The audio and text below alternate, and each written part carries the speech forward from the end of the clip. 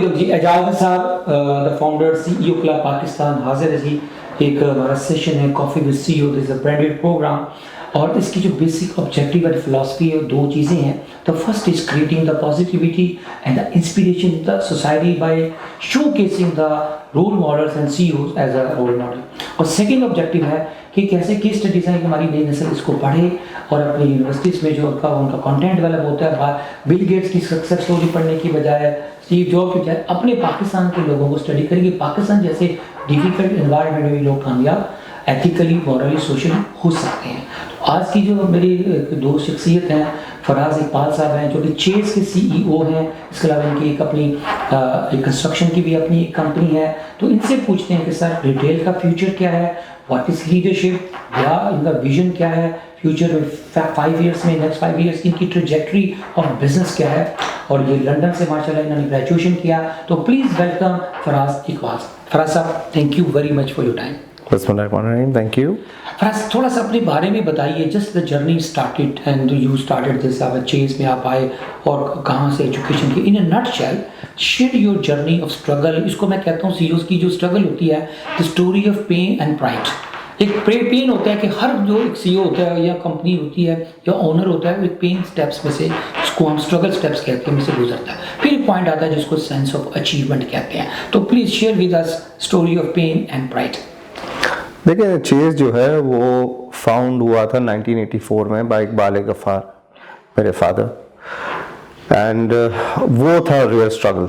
उसमें क्या था कि उससे पहले लिटिल वुड इंडस्ट्रीज़ जो आज भी है हमारे पास, 1976 में वो फॉर्म की गई थी और वो मेरे बेडरूम से आई थी।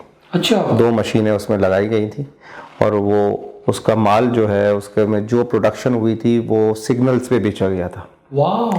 So this is how chess came into being. क्या खूबसूरत बात की है कि वो कहाँ बेचा गया था और कहाँ से ये सफर, ये स्टार्ट इस तरीके से हुआ था माशाल्लाह। और फिर उस अल्हम्दुलिल्लाह फिर वो सेल्स ग्रो होती गई तो वो बड़ी फैक्ट्री हो गई।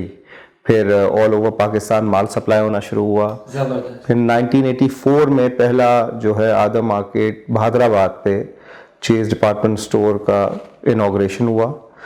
और वो भी इसलिए हुआ था क्योंकि जब हम सप्लाई कर रहे थे मेरे फादर शॉपकीपर्स को, तो उनकी पेमेंट ऑन टाइम नहीं थी, तो फैक्ट्री स्ट्रगल करती थी। तो इसलिए चीज़ आया था कि हम वो बना के फिर चीज़ नहीं बेचेंगे। ये चीज़ का मतलब क्या है? वाई चीज़ तो हम यूनिवर्सिटी में पढ़े और इसको इसमें यूज़ करते थे, इसलिए उसकी कॉनोटेशन वाई चीज़, बट वाई द ब्रांड के जो आपने नाम की सिलेक्शन है आपके बड़ों ने की, what is the purpose behind this? मेरे फादर ने चेस का इसलिए किया था क्योंकि वो हमेशा जो है ना वो विजनरी थे। अच्छा। तो he always wanted to be one of the largest retailers of Pakistan. तो वो कहते थे कि मुझे अपनी ड्रीम चेस करनी है, तो वो चेस पे आए थे। और उनका फेवरेट जो एनिमल था वो हॉर्स था, तो इसलिए उन्होंने हॉर्स लगाया कि हॉर्स पे मैं चेस कर रहा हूँ। वाह वाह वाह, अपने विजन को। Beautiful absolutely absolutely. तो इस तरीके से अल्हम्दुलिल्लाह चेस आया और फिर माशाल्लाह अल्लाह का शुक्र है वो इतना सक्सेसफुल हो गया कि we went from store to store. कितने स्टोर इस वक्त करंट सिचुएशन आपके हैं चेस की?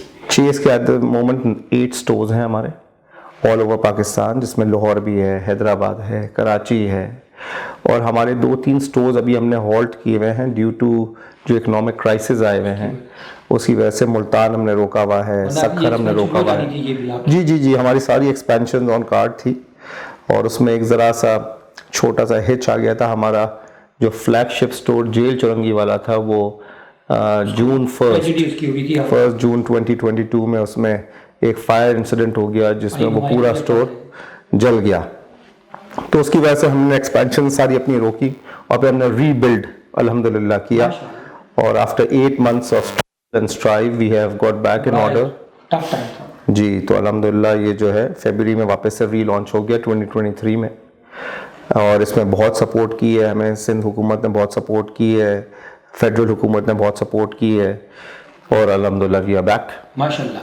फराज साहब से पूछते हैं कि फराज साहब इस वक्त रिटेल के ऊपर जो इस वक्त जो करंट इकोनॉमिक सिनेरियो अभी आपने बात की, इसका रिटेल पे क्या है? आपका स्टोर्स के अलावा और भी चेन स्टोर्स है, इम्तियाज़ है वो बहुत बड़ा ब्रांड बन गया, नहीद है, आपका चेज है।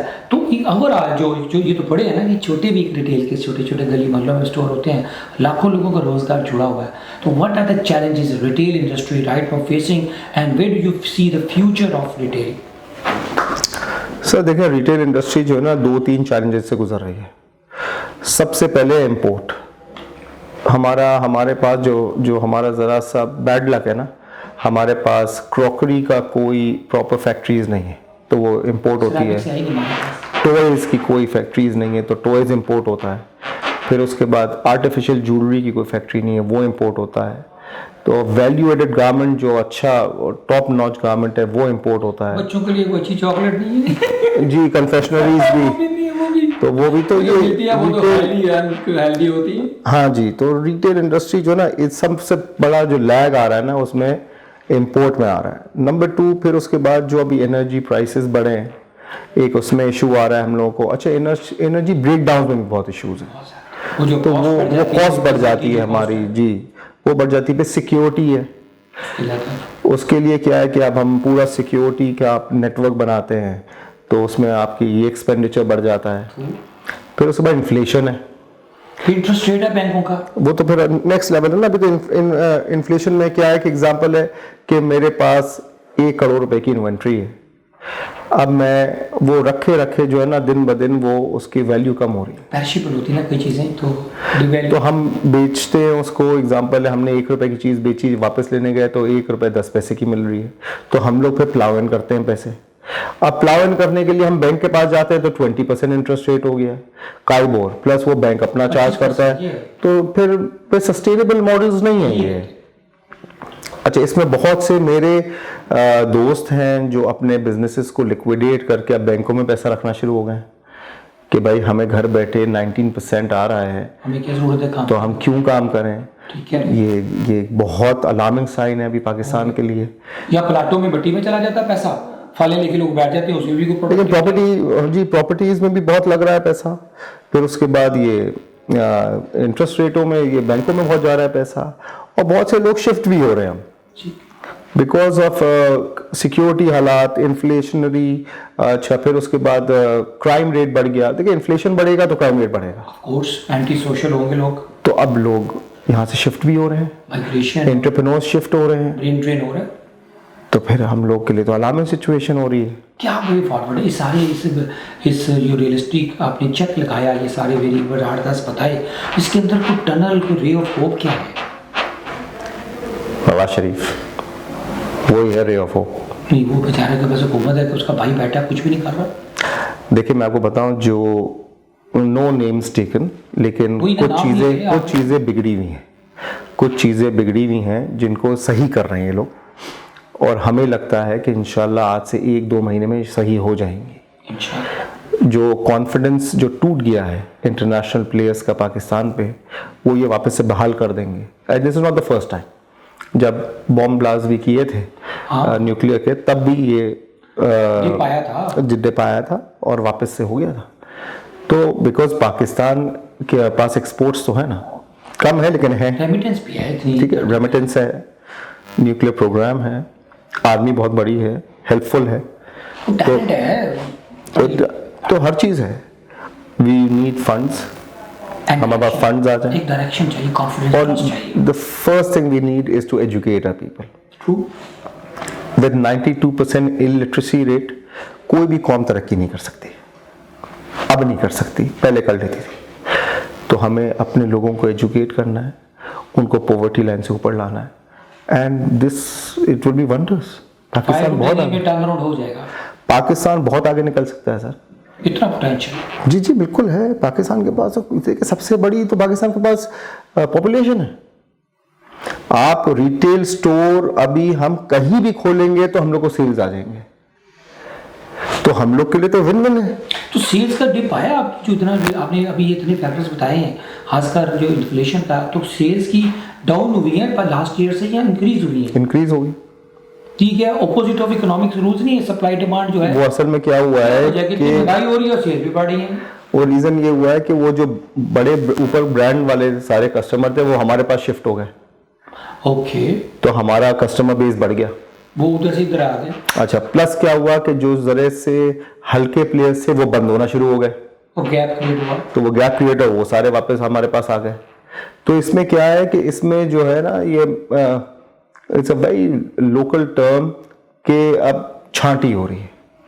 करेक्शन क्या है? करेक्शन हो।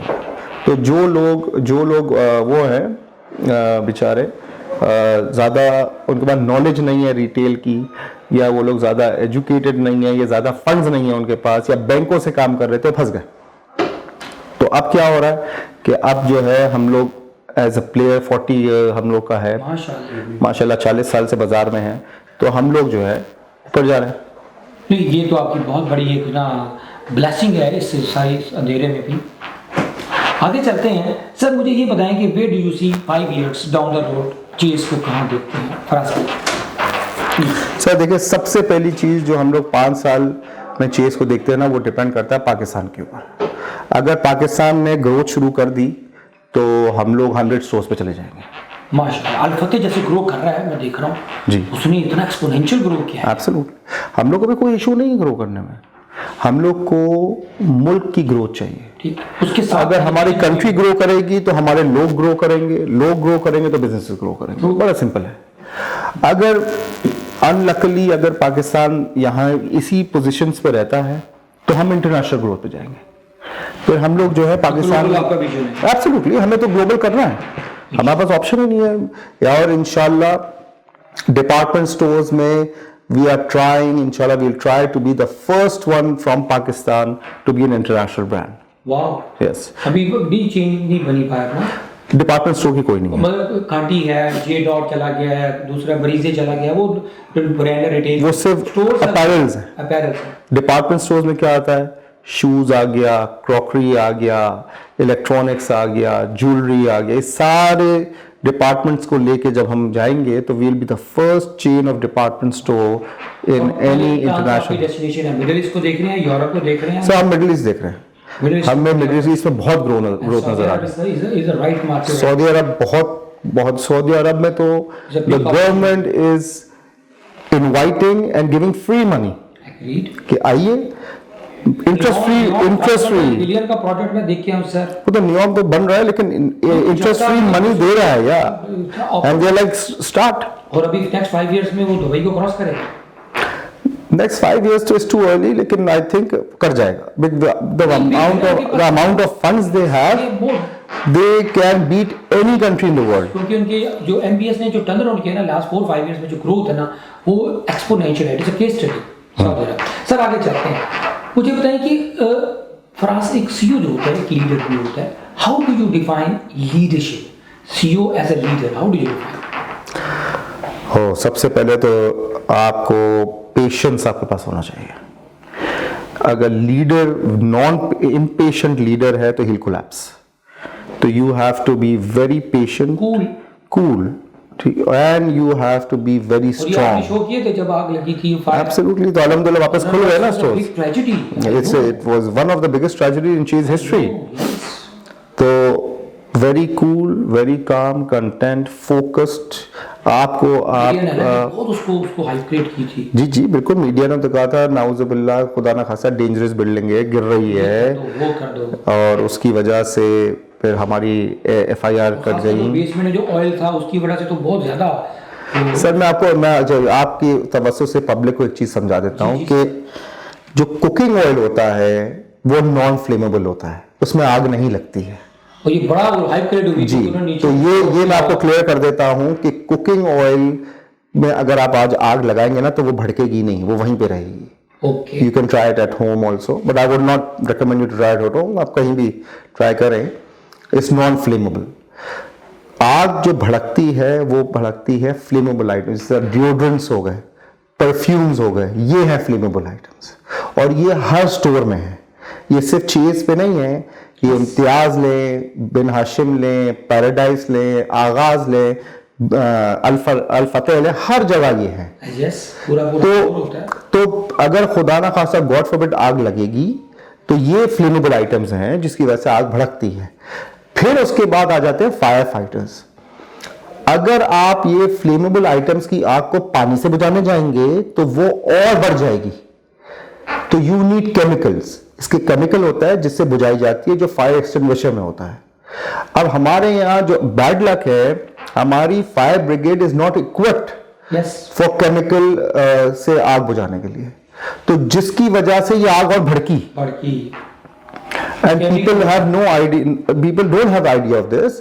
तो हम लोग जो है, हम लोग सिर्फ ये रिक्वेस्ट करते हैं कि देखें, जब मीडिया को मैं रिक्वेस्ट करता हूं कि जब भी ऐसा कोई इंसिडेंट किसी के साथ भी हो, तो first of all facts right होने चाहिए उनको पब्लिक को दिखाने के लिए, बिकॉज इनका बहुत मेजर रोल है आप लोगों का कि पब्लिक को रॉन्ग गाइडेंस ना मिले, पब्लिक को राइट चीज दिखाई जाए। और उसके लिए भले 2 घंटे लेट आप अपनी ये शुरू करें, ब्रेकिंग न्यूज दिखाएं, लेकिन you should know what you are dealing with. उसमें क्या हुआ कि देखें, जब मीडिया ने ये बोला कि ये खुदा न खासा बिल्डिंग गिर जाएगी, तो मेरे ऊपर एफआईआर कटाई गई। अब तो सारा मुझे स्टोरी मुझे याद आ, तो I had to leave the country. और क्या हुआ कि जिन्होंने मेरी एफआईआर कटाई, जिस भी सेगमेंट ने, उसी सेगमेंट ने आफ्टर 3 मंथ्स ये clarification the with all the certification के बिल्डिंग इज सेफ। तो मेरी तो गलत एफआईआर कटी। embarrassment to be paid. And then I had to, then फिर मैं वापस आया, मेरी बेल्स अप्रूव हुई, मैं वापस आया और मैं आज तक कोर्टों में जा रहा हूं to get this case finished. तो ये जरा सा हम लोगों को रिस्पॉन्सिबिलिटी लेनी चाहिए।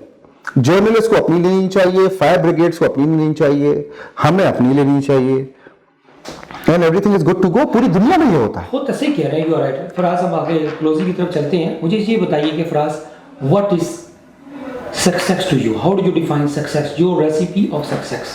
Hard work, no shortcut, and hard work and long goal. हमेशा जो है आप एम्पायर बिल्डिंग का सोचें। आप आज का नहीं सोचें कि मैं आज जो हूं बस ये 2 लाख रुपए या 3 लाख रुपए बना लूं। नो, सही। Always long term thinking and hard work. अगर कोई आपको ये कहता है कि घर बैठे पैसा बन जाएगा, गलत कह रहा है आपसे। You have to get out of your house, you have to leave your bubble, and you have to go and work hard. और इसमें बहुत पेन है, बहुत ज़्यादा पेन है, बहुत ज़्यादा स्ट्रगल है, और इसमें आपको अपनी फैमिली मेंबर्स को भी साइड करना पड़ता है। When you are working hard, then you will make an empire, then you will make money. ऐसा कोई शॉर्ट टर्म और कोई ऐसा नहीं है जिसमें आपका पैसा बन जाए। फॉर द टाइम बीइंग बन जाएगा, बट विल गो अवे। मुझे ये बताइए कि इस सक्सेस में, हार्ड वर्क में, जो आपने स्ट्रगल, पेशेंस की बात की, सब्र की बात की, इस सारे चीज़ों के अंदर ना एक चीज़ आती है, स्ट्रेस। एक सीयू जो होता है ना, सबसे ज़्यादा पूरी घर में कोई 1000 बंदा भी ना, अगर आप पूछें सबसे ज़्यादा स्ट्रेस कौन लेता है, तो सीईओ खुद होता है। ओनर का स्ट्रेस, आपको फिर आग लगी, शायद किसी को तकलीफ ना जीती, आपको भी होगी। तो मुझे ये बताइए कि स्ट्रेस को ओके कैसे मैनेज करते हैं आजकल के हाइपर इन्फ्लेशन ज़माने में? What are the coping strategies? कोई जिम जाते हैं, नमाज पढ़ते हैं, कोई फिलैंथ्रोपी करते हैं, या कोई और, मतलब क्या आपका क्या way to get rid of stress? First is नमाज, सेकंड इज जिम। ये 2 चीजें आप करें। क्या ब्रेकअप के साथ शॉपिंग करते हैं? नहीं सर, वो तो शॉपिंग कराते हैं, वो भी स्ट्रेस है। तो आप सिर्फ और सिर्फ अपनी एक्सरसाइजेस प्रॉपर रखिए, ये जरूरी है। You have to give yourself 1 hour a day. माशाल्लाह। अगर आप अपने आप को के ऊपर 1 घंटा नहीं दे रहे हैं ना पूरे दिन से, देन आई एम सॉरी कि you have to go back to the drawing board and start your life all over again. वो तो एक you are going to finish. Happiness का क्या कॉन्सेप्ट है? What is, how do you, एक आजकल ना, क्योंकि कोविड के बाद ही एक पूरी दुनिया में एक वेव चली कि we should pursue happiness, that should be the goal of life. What is happiness to you? Family, भाई हो, मदर, फादर, बहनें, बच्चे भी, ये है core family is the happiness. अगर आप ये समझते हैं कि आपके दोस्त आपकी हैप्पीनेस है, तो ये रॉन्ग थिंकिंग है। वाह। Family is first and that's it, और कुछ नहीं है। कल को हो सकता है आपके 100 दोस्तों में से शायद एक खड़ा हो जाए, वो भी कुछ दिनों के लिए, लेकिन family will always be there. तो फैमिली इज हैप्पीनेस। आप फैमिली के साथ मोटिवेटेड रहें, सिंसियर रहें, और ऑटोमेटिकली अल्लाह में आपको इतनी बरकतें डाल देगा कि आप बोलेंगे क्या हुआ मेरे साथ। सही कह रहे हैं, बड़ी खूबसूरत बात की। किताबों के बारे में सीईओ कहते हैं, इंटरनेशनल स्टडी कहती है हार्वर्ड की, कि ग्लोबल सीईओ 60 बुक्स पढ़ते हैं इन ईयर में एनुअली।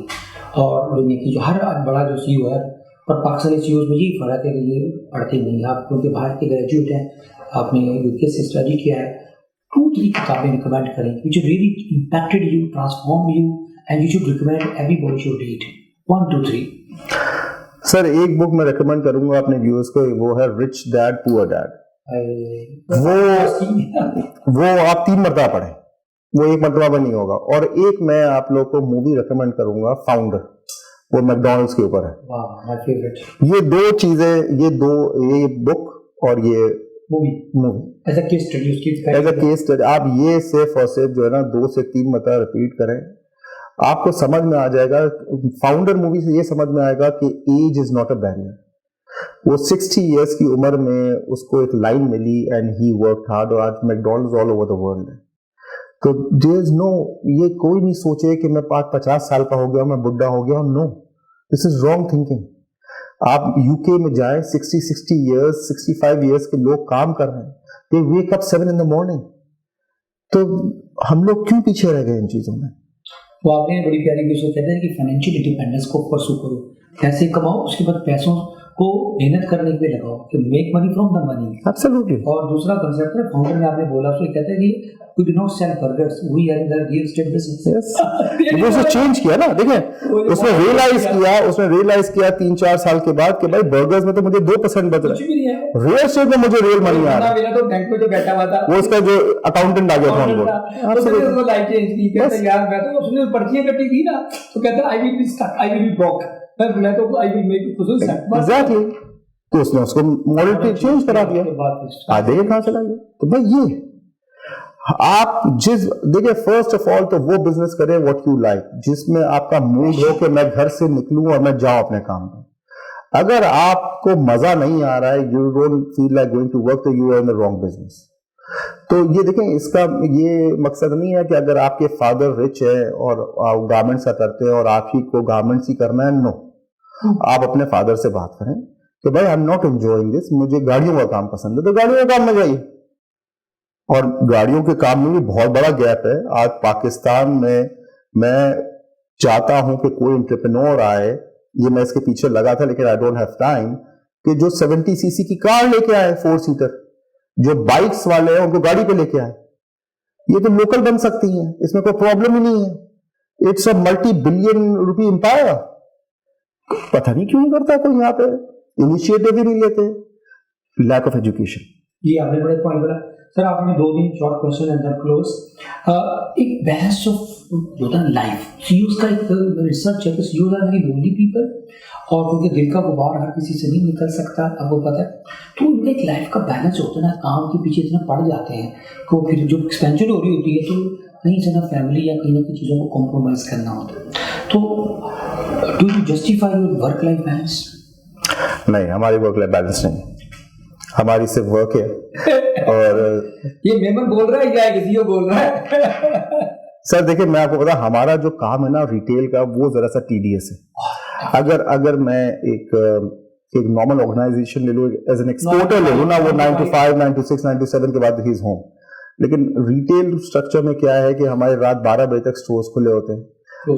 हमारे हेड ऑफिसेज जो है वो रात 9-10 बजे तक खुले होते हैं। हमारे एम्प्लॉयज की भी कोई टाइमिंग्स नहीं है, हमारे कोई टाइमिंग्स नहीं है। अच्छा, प्लस क्या है, हमारा कंस्ट्रक्शन कंपनी है, तो संडे के दिन हमारा जो है ना मेजर पब्लिक और कस्टमर जो है ना वो संडे के दिन आते हैं, तो हम लोग संडे के दिन भी वर्क पे होते हैं, वो कंस्ट्रक्शन के वर्क पे होते हैं, साइट्स विजिट्स होती हैं, लोगों से मिलना होता है। तो हम लोग, मेरा ज्यादातर जो टाइम है ना अपने बच्चों के साथ, वो फ्राइडे के दिन मिलता है, क्योंकि फ्राइडे को हमारे स्टोर्स 3 बजे खुलते हैं, तो उसमें we get the time to spend with them, and usually we don't get the time, but we were also used to it, our children are also used to it। लेकिन बहुत से लोग जो है वो used to नहीं होंगे इसके। लेकिन में दर्द नाराज होती होंगी। Not anymore, वो immune है, वो नॉर्मल है उनके लिए। हाँ, तो अब वो उनको प्रॉब्लम ये होती है अगर हम जल्दी चले जाएं, क्या हुआ, सब खैर है। सर आखिर में लास्ट चीज बताइएगा कि योर रोल मॉडल, क्योंकि सीईओज होते हैं, हम उसको इसका ब्रांड करते हैं कि CEOs are the role model for the young people. आपका रोल मॉडल कौन है? Faraz, who is your role model? Sir मेरा जो रोल मॉडल है ना, वो वर्जिन अटलांटिक वाला है, ब्रांसन। तो वो जो है, because he was also broke, great success story. और वो आया, और उसके बाद अगर उसकी आप बुक पढ़े तो उसमें उसने हनीमून पे जाना था, उसके पास पैसे नहीं थे, तो उसने अपनी बीवी से कहा कि आइलैंड वाले को कांटेक्ट करो कि हमें आइलैंड खरीदना है, और वो एज अ बायर बन के गया और वहां पे वो पकड़ा गया झूठ बोलते हुए, तो उसे वहां से डिपोर्ट कर दिया गया। लेकिन देखिए वो भी सारी ऐसी चीजें करके आया और वो आज किधर है। आपको पता है उसकी जब बच्चा, मुझे किसी ने बताया था कि यूनिवर्सिटी भी लंदन की किसी यूनिवर्सिटी में पढ़ रहा था, तो क्योंकि बहुत ही लाडला बच्चा था इसका, तो उसके ऊपर ये था कि जो भी इसके ना लोग होते हैं वहाँ के ब्रिटिश में आपने पढ़ा होगा कि वो जो बहुत रिच लोग के आते हैं ना, तो लोग क्लास में उसको वाइट करते हैं। हाँ, yes. वो कहते हैं कि ये ना, तो यहाँ तो उसको पकड़ते हैं ना, यहाँ तो मीरा बनाएगा, तो कहते हैं ये रिच हमारी क्लास का नहीं है। तो यकीन जाने वहाँ फिर उसके बच्चों को टफ टाइम मिला, तो उसने अपनी सारी जो नखरे थे अमीरी वाले खत्म किए, जस्ट एन ऑर्डिनरी स्टूडेंट बन के बढ़ा। उसने अपने बाप ने कहा बेटा तुमने बिल्कुल नहीं बताना कि तू मेरा बच्चा है, तू एक ऑर्डिनरी समझेगा एक बिजनेसमैन का बच्चा, तो स्टडी कर। लेकिन बाहर देखें, बाहर हमारे जैसी ये नहीं है कि अगर मेरे पास एम्पायर है तो मेरा बच्चा आके बैठेगा। बाहर ऐसा नहीं है। बाहर जो है वो होता है कि at the age of 14 the boy और द गर्ल स्टार्ट्स वर्किंग, उनको वैल्यू ऑफ मनी पता होती है, and at the age of 18 and 19 they have to leave the house and they have to make their own money, independent. Exactly. हमारे यहाँ तो क्या है कि हमारे यहाँ कल्चर है कि बच्चों को हम पालते हैं, फिर बच्चों को हम बिजनेस में लाते हैं, फिर हम उन्हें बिजनेस सिखाते हैं, दे लाइक इट और दे डोंट लाइक इट, और उनको फिर वैल्यू मनी नहीं पता चलती, बड़ा में एक बार मिल जाती ना। तो आज हमारे यहाँ प्रॉब्लम क्या हो गई है, जो मैं नए एंटरप्रेन्योर्स देख रहा हूँ कि वो शो ऑफ में ज्यादा लग गए, दिखावे में ज्यादा लग गए। तो उसमें क्या हुआ कि उसमें जो है ना गैप आ गया, स्ट्रगल और पेन से भागते हैं जी। तो वो क्या, अच्छा इसमें क्या होता है, खुदा ना खास्ता कोई ये अभी देखिए स्ट्रगलिंग टाइम आ गया है ना, तो इसमें बहुत से नए एंटरप्रेन्योर्स आपको फंसते हुए नजर आएंगे, आउट हो रहे हैं, बिकॉज फिनिश हो रहे हैं, उन्होंने देखा नहीं ना ऐसा स्ट्रगल टाइम। नहीं देखा। एग्जैक्टली। अब वो अगर पेनीज कमाते कमाते आते ना, तो वो फिर भी चीजों को फेस कर जाते हैं, बिकॉज वो स्क्रैच से बने हुए थे। तो ये हम लोग जब आए थे तो हमारे फादर ने, जब हम लंदन से पढ़ के आए तो हमारे फादर ने मुझे मशीनों के बीच में फैक्ट्री में डाल दिया था कि मशीनें सीखो। तो I was trained by the labours. फिर मैंने मशीन सीखी, फिर मैंने मशीनें चलाई, फिर मैं जर्मनी गया कोर्स करने, फिर कोर्स करके आया। डसेल्डॉर्फ नहीं था, स्टॉल की मशीन थी, हाँ वो किसी इंडस्ट्रियल एरिया में था, लेकिन कोई और था, डसेल्डॉर्फ नहीं था। तो आई वेंट देयर 1995, तो वो करके आया मैं। फिर उसके बाद मैंने लोगों को सिखाया। अभी तो आप नहीं, उस समय पढ़ रहा था, लेकिन ये मैं साथ कर रहा था इसके, तो सब किया, हमने सब कुछ सीखा। फिर हम चेस पे आए, फिर चेस पे हमने सेल्समैनशिप स्टार्ट की, हम कस्टमर को डील करते थे जी। फिर हमने कैस्ट्रल चलाना सीखे, कैस्ट्रल कैसे चलते हैं कि कैशियर नहीं हो तो हम चला लें, तो हर चीज हम सीखते रहे। फिर हम बाजार गए, हमने माल खरीदना सीखा, माल कैसे खरीदा जाता है। फिर हम चाइना गए, फिर हमने इंपोर्ट करना सीखा। फिर हम लोग के फैक्ट्री में माल बन रहा था, वो हम पहले ही सीख गए थे। तो हम इस तरीके से आए, सारे स्टेप्स, सारे साइकिल पूरे किए, तो पूरा साइकिल पूरे किए। तो आज जब ये हमारे ऊपर ये इंसिडेंट आया, जिसमें चेस का ये फायर इंसिडेंट हुआ, तो हम सस्टेन कर गए। अदरवाइज तो वरना तो मैं मजाक नहीं कर रहा हूँ कि खुदा ना खास्ता किसी और के साथ ये हो तो दे कांट सस्टेन। इतना प्रेशर, इतना स्ट्रेस, सारे वेंडर्स को मुंह देना, सारे वेंडर्स की पेमेंट्स क्लियर करना, फिर स्टोर वापस बनाना, कोर्ट्स जाना, केसेस लड़ना, इट्स नॉट इजी। मीडिया सारे मतलब पूरा है। अल्लाह आपको नेक्स्ट टाइम इस किस्म की बचाए। लास्ट क्वेश्चन सर, बिफोर आया, तो कोई अदब से ताल्लुक है, कोई लिटरेचर, कोई जैसे ज़िया मोहिउद्दीन चले गए या हमारे इस्लाम चले गए, कोई अच्छी पोइट्री से, फिलॉसफी से कोई अच्छी कोटेशन शेयर कीजिए हमारे साथ। कोटेशन तो मैं नहीं शेयर कर सकूंगा, लेकिन मिर्जा गालिब का हमने बहुत सुना है, नहीं तो हमें शेयर याद नहीं है, लेकिन ये है कि हमारे बड़ों से हमने सिर्फ और सिर्फ जो हमने तारीफें सुनी है मिर्जा गालिब साहब की सुनी है। मिर्जा गालिब की वो आप ही सुनाए सर, हमें तो कुछ नहीं याद। मैं आपको कर देता हूँ। मिर्जा गालिब तो बड़ा खूबसूरत है कि हजारों ख्वाहिश ऐसी कि हर ख्वाहिश पे दम निकले, बिल्कुल साहब, बहुत निकले मेरे अरमान, लेकिन फिर भी कम निकले। एक शेर है गालिब का, मैं रात को डेडिकेट करके जाता हूँ, गालिब साहब से क्लोज टू माय हार्ट। मैंने लाहौर में कैफे बनाया है सारी पोइट्स के लिए, अच्छा माशाल्लाह, खूबसूरत मेरा कैफे है, तो उसका नाम है खुदी है, कैफे खुदी इकबाल के कॉन्सेप्ट पे। तो इनके लिए एक शेर है जी कि आजकल के पूछा साजो सुगन बहाना ईस्ट, और एक और गालिब कहते हैं कि गालिब पे एक शेर है बड़ा खूबसूरत कि ये जिंदगी जो है ना ये एक दिन खत्म हो जानी है, कि जिंदगी में बेसदा हो जाएगा ये साजे हस्ती एक दिन, कि जिंदगी में जो होता है ना कि अगर स्ट्रेस भी मिले ना जी जिंदगी में तो उसको भी इंजॉय करो, वरना जिंदगी ने एक दिन खत्म हो जाए। बिल्कुल सही बात है, बिल्कुल सही बात है। साजो सुगन बहाना इस। तो सर जी आखिर में मैं पूछता हूँ फराज भाई से कि ये हमें बताएं कि क्या इनका मैसेज है, वो यंग पीपल जो भी बात कर रहे थे कि 15 करोड़ लोग हैं, बच्चे हैं, यंग पीपल हैं, उनको क्या मैसेज देंगे कि पाकिस्तान के अंदर क्या एक लैंड ऑफ अपॉर्चुनिटी कैसे है, हाउ टू यूज। देखिए मेरी एडवाइस सारे यंग बच्चों के लिए ये होगी कि hard work, there is no shortcut in life. पहली बात आप अपने दिमाग में बैठा लें कि आपने हार्ड वर्क करना है, और नंबर 2 आप कोशिश करें कि आप अपना कारोबार करें, जॉब ओरिएंटेशन से जरा सा दूर हो जाएं ताकि मुल्क ग्रो करेगा। देखिए आप ग्रो करेंगे तो मुल्क ग्रो करेगा, और आप कैसे ग्रो करेंगे जब आप अपना कारोबार करेंगे। और मैं गवर्नमेंट से ये रिक्वेस्ट करूंगा कि यंग एंटरप्रेन्योर्स के लिए कोई इंटरेस्ट फ्री लोन्स लाए जो वो पेएबल हो 5 इयर्स 7 इयर्स, जिस तरह सऊदी अरब कर रहा है। तो कुछ 10 लाख 20 लाख 2 मिलियन 5 मिलियन की लोन अलॉटमेंट्स कराएं इनको, और इनको ऊपर लाएं। पाकिस्तान ग्रो बहुत तेजी से ग्रो कर जाएगा, बहुत ज्यादा टैलेंट है इधर। Faraz thank you very much, आपका बहुत शुक्रिया। और जाते जाते जो आज का अगर मैं रैप करूँ आपकी सारी इस कन्वर्सेशन को, it's a very insightful and very meaningful conversation. तो 3 जो की वर्ड्स हैं take away from me and for the people who are watching and listening. Number 1 कि जिंदगी के अंदर there is no shortcut, only hard work. Even smart work भी second में आता है। तो फराज की जो की ऑफ जो लर्निंग है session, hard work hard work hard work, ये पहला।